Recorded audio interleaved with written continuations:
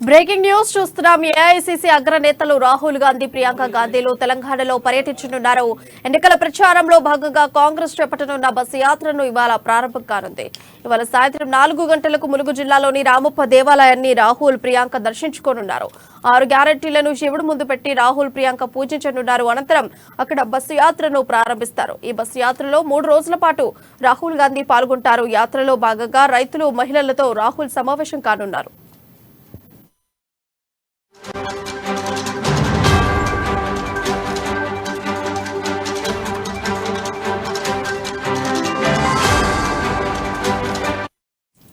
ఇవాళ ఉమ్మడి వరంగల్ జిల్లాలో ములుగు, భూపాలపల్లిలో రాహుల్ పర్యటించుతున్నారు. అనంతరం కాంగ్రెస్ బహిరంగ సభలో ప్రసంగిస్తారు. ములుగు సభ తర్వాత ఢిల్లీకి ప్రియాంక గాంధీ తిరిగి వెళ్లనున్నారు. ములుగు తర్వాత భూపాలపల్లిలో నిరుద్యోగ యువతతో కలిసి రాహుల్ ర్యాలీలో పాల్గొంటారు. భూపాలపల్లిలోనే రాత్రికి రాహుల్ బస చేయనున్నారు. ఇక రేపు భూపాలపల్లి నుంచి మంతనికి బస్సు యాత్ర చేరుకోనుంది. మంతనిలో జరిగే పాదయాత్రలో రాహుల్, రేవంత్ బట్టి పాల్గొనున్నారు. మంతని నుంచి పెద్దపల్లి వెళ్లనున్న కాంగ్రెస్ బస్సు యాత్ర అక్కడి నుంచి కరీంనగర్కి చేరుకోనుంది.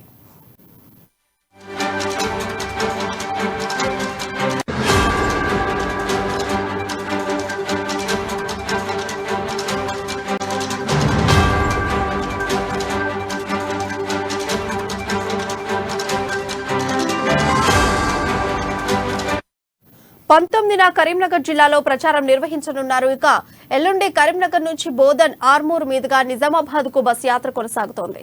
బోధన్లో నిజాం షుగర్ ఫ్యాక్టరీని రాహుల్ గాంధీ సందర్శించనున్నారు. ఆ రోజున ఆర్మూర్లో పసుపు రైతులతో రాహుల్ భేటీ అవుతారు. అనంతరం ఆర్మూర్లో కాంగ్రెస్ బహిరంగ సభలో ప్రసంగిస్తారు. ఈ పర్యటన సందర్భంగా పలు ప్రాంతాల్లో రాహుల్ పాదయాత్ర చేయనున్నారు. దసరా తర్వాత 2వ విడత బస్సు యాత్రలో ప్రియాంక గాంధీ పాల్గొననున్నారు. నామినేషన్ల ప్రక్రియ ముగిసిన తర్వాత 3వ విడత బస్సు యాత్ర చేపట్టనున్నట్లు కాంగ్రెస్ పార్టీ తెలిపింది. ఈ యాత్రలో సోనియా గాంధీ, మల్లికార్జున ఖర్గే హాజరయ్యే అవకాశం ఉంది. మరి ఇదే అంశం కోసం మరింత సమాచారం మా ప్రతినిధి హరీష్ లైవ్ ద్వారా అందిస్తారు.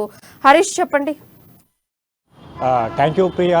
కాంగ్రెస్ పార్టీ గెలిపే లక్ష్యంగా వెళ్తున్న కాంగ్రెస్ పార్టీ ప్రచారాల్లో కూడా ముమ్మరం చేసింది. నేపథ్యంలో ఎన్నికల షెడ్యూల్ విడుదలైన తర్వాత కూడా తొలి సభ కావచ్చు, బస్సు యాత్ర కావచ్చు నేపథ్యంలో అగ్రనేతలు ఈరోజు రాహుల్ గాంధీ, ప్రియాంక గాంధీ రాబోతున్నారు.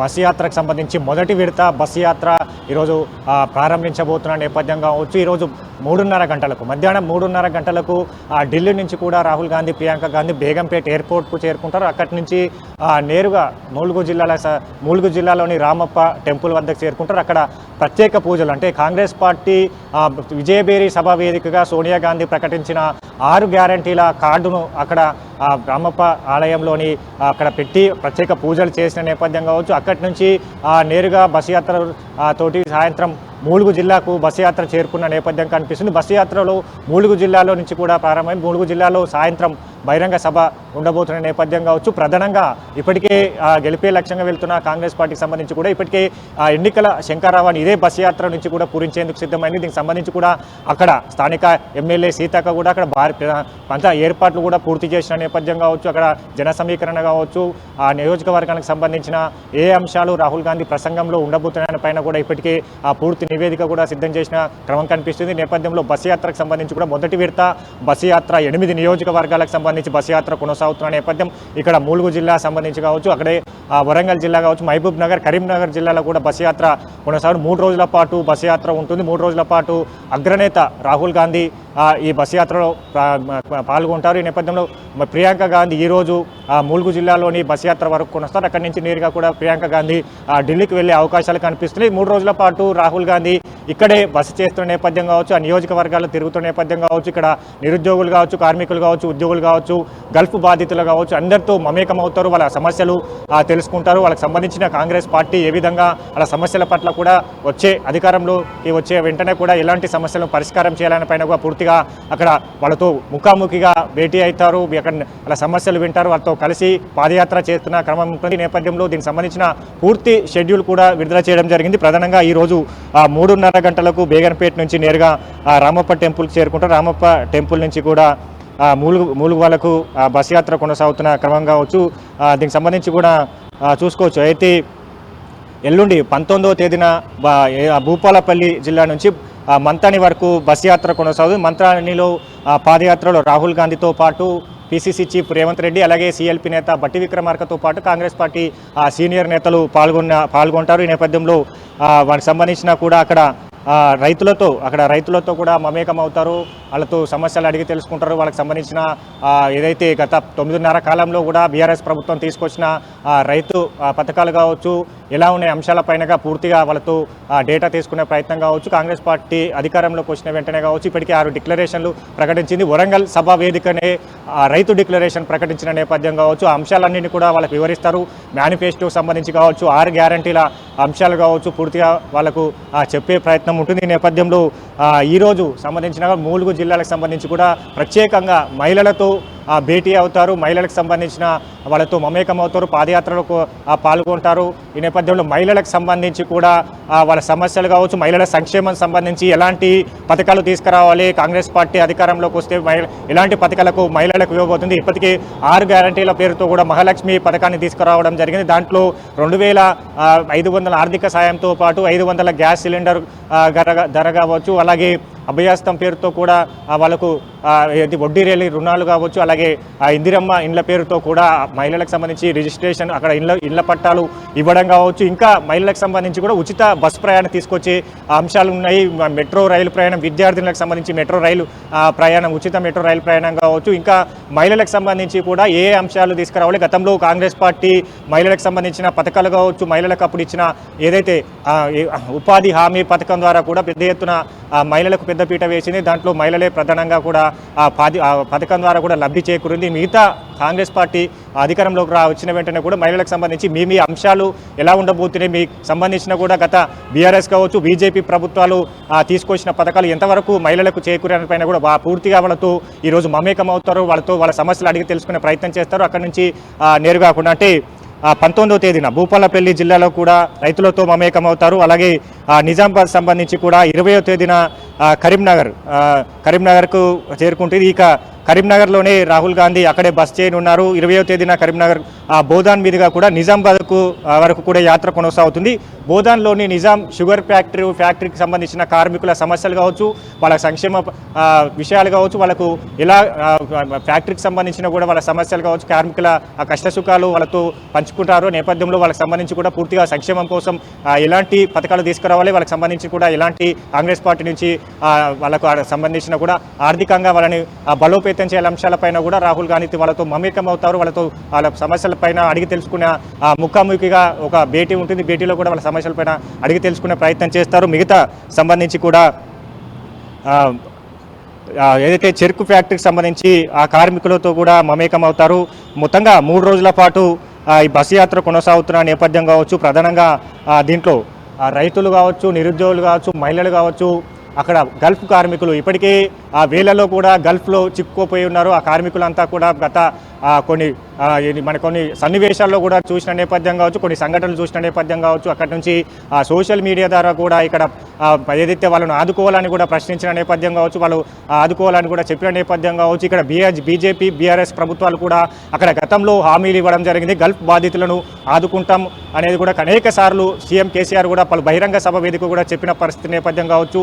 ఇంకా గల్ఫ్ బాధితులు గల్ఫ్లో చిక్కుకొని పోయి ఉన్నారు. ఆ నేపథ్యంలో వాళ్ళకి సంబంధించి అక్కడి నుంచి వాళ్ళని తీసుకొచ్చే విధంగా కావచ్చు, వాళ్ళకి సంబంధించిన వాళ్ళ కుటుంబాలను ఏ విధంగా ఆదుకోవాలని పైన కూడా ప్రత్యేకంగా గల్ఫ్ బాధితులతో వాళ్ళ కుటుంబాలతో మమేకం అవుతారు. వాళ్ళ సమస్యలు తెలుసుకుంటారు. వాళ్ళకి సంబంధించి కాంగ్రెస్ పార్టీ అధికారంలోకి వచ్చిన వెంటనే వాళ్ళ సమస్యలు ఎన్ని రోజుల్లో పరిష్కారం చేసే విధంగా కూడా రాహుల్ గాంధీ వాళ్ళకు ఏదైతే ధైర్యాన్ని ఇచ్చే విధంగా కూడా వాళ్ళతో మాట్లాడే ప్రయత్నం చేస్తారు. ప్రధానంగా చూసినట్టయితే ఏదైతే ఆ విజయబేరి సభా వేదిక కూడా 6 గ్యారంటీల ప్రకటించిన నేపథ్యం కావచ్చు, మహాలక్ష్మి కావచ్చు, చేయూత పథకం ద్వారా కావచ్చు, ఇందిరమ్మ ఇండ్లు కావచ్చు, అయితే యువ వికాసం కావచ్చు, ఇలా 6 అంశాలతో కూడిన 6 గ్యారంటీ కార్డులను విస్తృతంగా ప్రచారం చేయాలి. బస్సు యాత్ర ద్వారా డోర్ టు డోర్ క్యాంపెయిన్ చేయాలి.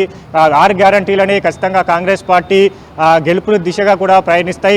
ఇదే 5 గ్యారంటీలను కర్ణాటకలో ఇంప్లిమెంట్ చేశారు. కర్ణాటకలో ఇంప్లిమెంట్ చేసిన నేపథ్యం కావచ్చు, అక్కడ దాన్ని అమలు చేసిన నేపథ్యం కావచ్చు, అదే స్ట్రాటజీని ఇక్కడ తెలంగాణలో కొనసాగిస్తున్న నేపథ్యం కావచ్చు. ఈ 6 గ్యారంటీలను 90 రోజుల్లో అధికారం చేపట్టిన తర్వాత, అధికారంలోకి వచ్చిన తర్వాత 90 రోజుల్లో చేపడతామన్నట్టుగా కూడా గ్యారంటీ కార్డులు ఇవ్వడం జరిగింది. అన్ని 119 నియోజకవర్గాలకు సంబంధించి కూడా ప్రతి ఇంటికి కార్డు చేరింది.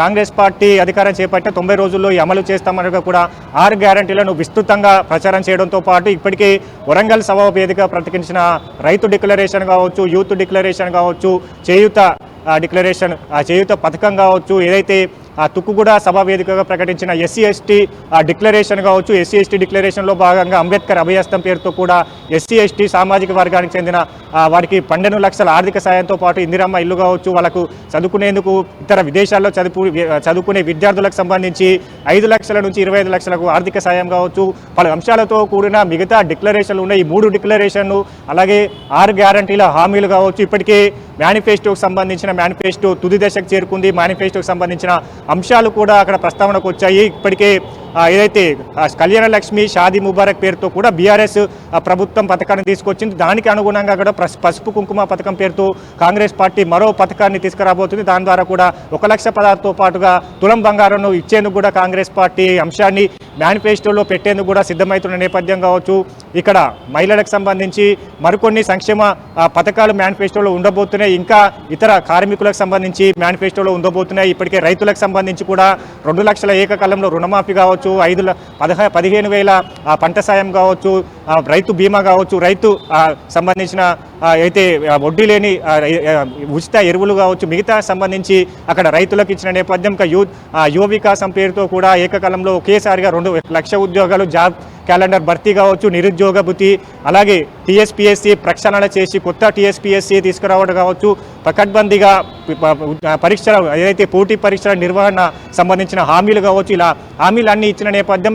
ఈ హామీలను కూడా ఖచ్చితంగా ప్రజల్లోకి తీసుకుపోవాలే. యూత్కి సంబంధించి యూత్ ద్వారా కూడా రాహుల్ గాంధీ మమేకం అవుతారు, యువతతో మాట్లాడతారు. వాళ్ళకి సంబంధించిన అంశాలు, వాళ్ళకి సంబంధించిన సమస్యలు కావచ్చు, ఇప్పటికే ఇక్కడ 2 ప్రభుత్వాలకు సంబంధించిన ఎంత మేరకు యువతకు అక్కడ పైకి తీసుకురాలి, యువతకు సంబంధించిన ఏమాత్రం ఎన్ని పథకాలు తీసుకొచ్చింది, దాంట్లో ఎంతవరకు తెలంగాణలో లబ్ధి చేకూరు దానిపైన కూడా వాళ్ళతో మమేకం అవుతారు. అలాగే రైతులతో మమేకం అవుతారు, మహిళలతో మమేకం అవుతారు, మిగతా కార్మికులతో మమేకం అవుతారు. 8 నియోజకవర్గాలకు సంబంధించి కూడా పూర్తిగా ఈరోజు బస్ యాత్ర ప్రారంభమవుతుంది. ఈ నేపథ్యంలో 3 రోజుల పాటు బస్ యాత్ర కొనసాగుతున్న నేపథ్యం. అగ్రనేతలంతా కూడా వస్తున్న నేపథ్యం కావచ్చు. ఇప్పటికే సోనియా ఏదైతే రాహుల్ గాంధీ, ప్రియాంక గాంధీతో పాటు అధ్యక్షురాలు ఏదైతే అగ్రనాయకురాలు సోనియా గాంధీని కూడా ఆహ్వానించేందుకు ఇక్కడ పీసీసీ ప్లాన్ చేస్తున్న నేపథ్యం కావచ్చు. అక్కడ ఏఐసీసీ అధ్యక్షుడు మల్లికార్జున ఖర్గేను కూడా ఆహ్వానించిన నేపథ్యం. అలాగే కర్ణాటక ముఖ్యమంత్రి సిద్దిరామయ్యతో పాటు డిప్యూటీ సీఎం డీకే శివకుమార్తో పాటు ఇతర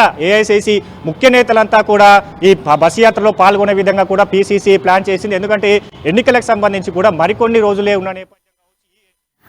రైట్. అయితే హరీష్, ఇప్పుడు చూసుకుంటే ముఖ్యమంత్రి కేసీఆర్ లాస్ట్ ఎలక్షన్స్ లో చండీయాగం నిర్వహించారు. దాన్ని ఫాలో అవుతూ మొన్న వచ్చి రేవంత్ రెడ్డి కూడా చండీయాగాన్ని నిర్వహించారు. ఇప్పుడు మన రాహుల్ అండ్ ప్రియాంక గాంధీ వీరు ఇరువురు కూడా మరి రామప్ప టెంపుల్లో ఏ రకమైన పూజాది కార్యక్రమాలు నిర్వహించబోతున్నారు?